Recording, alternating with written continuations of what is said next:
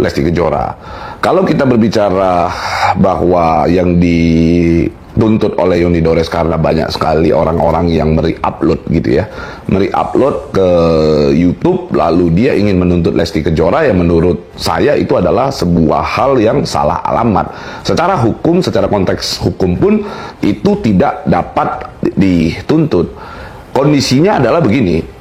Lesti Kejora membawakan lagu tersebut di dalam sebuah acara, yang mana acara-acara tersebut juga tentunya ada penyelenggara.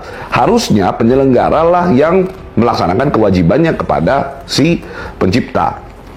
Di sana ada sebuah kalau kita bicara performance right, maka hak untuk mempertunjukkan ini kepada halayak ramai. Yang dipertunjukkan adalah si Lesti Kejora itu sendiri, karena Lesti Kejora diundang oleh si penyelenggara, datang ke sebuah acara, dia menyanyikan lagu tersebut. Nah, kalau seandainya sampai di-upload di YouTube, kita harus lihat YouTube tersebut, akun tersebut punya siapa? Siapa yang mendapatkan nilai ekonomis dari uploadan atau unggahan video tersebut gitu. Ini kan sebenarnya menjadi dilematis begitu.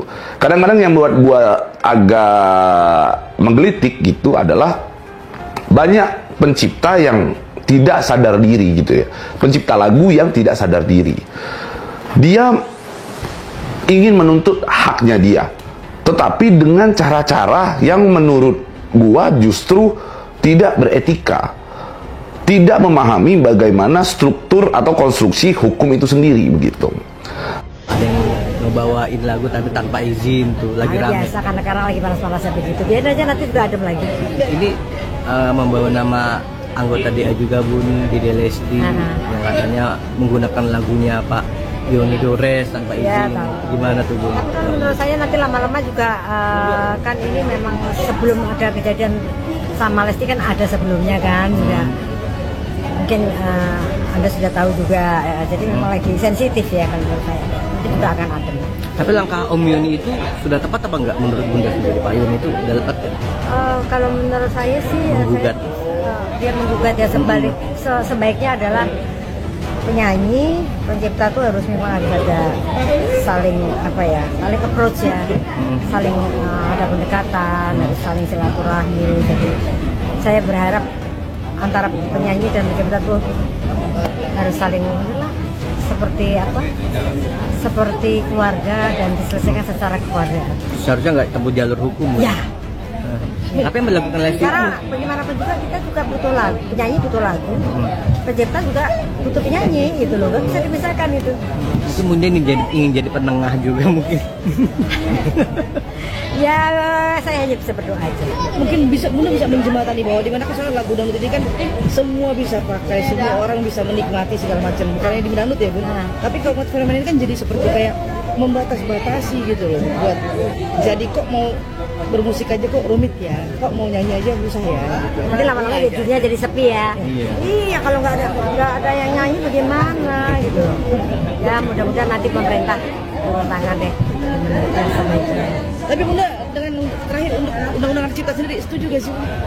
Undang-undang hak cipta kan sudah ada lembaganya kan, LMK. Oke, sip. Makasih ya Bunda. Dalam dunia hiburan tanah air, kasus dugaan pelanggaran hak cipta yang melibatkan penyanyi dangdut Lesti Kejora dan pencipta lagu Yoni Dores tengah menjadi sorotan publik. Lesti dilaporkan ke Polda Metro Jaya pada tanggal 18 Mei tahun 2025 atas tuduhan makeover dan menyebarkan lagu-lagu ciptaan Yoni Dores tanpa izin sejak tahun 2018. Di tengah polemik ini, pengusaha dan tokoh publik Pablo Benua menyatakan dukungannya kepada Lesti Kejora. Melalui akun media sosialnya, Pablo menyampaikan bahwa ia memahami posisi Lesti sebagai seorang artis yang mungkin tidak sepenuhnya mengerti kompleksitas hukum hak cipta.